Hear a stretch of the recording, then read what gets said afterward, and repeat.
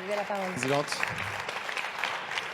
Madame la rapporteure, chers collègues, cet article 1 vise à opposer aux délinquants qui s'en prennent à nos forces de l'ordre et à nos agents publics en état de récidive une peine de prison minimale.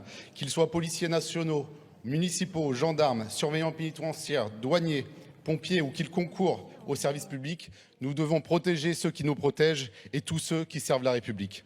Souvent insultés et diffamés, même au sein de cet hémicycle, de la part de certains élus d'extrême gauche qui aujourd'hui ont bien besoin de ces policiers pour les protéger, ils sont les premiers impactés par l'ensauvagement de notre société et subissent chaque jour une multitude d'atteintes à leur intégrité physique. Derrière ces uniformes, il y a des pères et des mères de famille qui, lorsqu'ils prennent leur service, ne savent pas dans quel état physique et psychologique ils vont rentrer chez eux et parfois certains ne rentrent pas.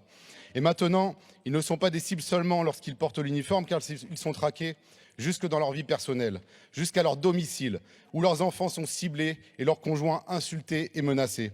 Alors remplacez vos discours d'opérette par des actions concrètes. C'est pour cette raison que nous avons déposé plusieurs amendements dans le but d'enrichir ce texte à la suite des tables rondes et des échanges que nous avons eus avec les professionnels de la sécurité publique. Ces mesures sont attendues par nos forces de l'ordre comme par la majeure partie de nos concitoyens qui, eux, les soutiennent. Alors ne vous indignez plus.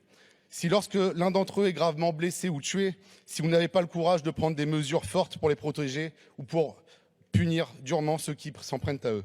Nos forces de sécurité publique, comme toute personne chargée d'une mission de service public, doivent être protégées, car lorsqu'elles sont attaquées, c'est la République et c'est la France que l'on attaque. Merci. Je vous remercie. La parole est maintenant à Monsieur Antoine Léaumont.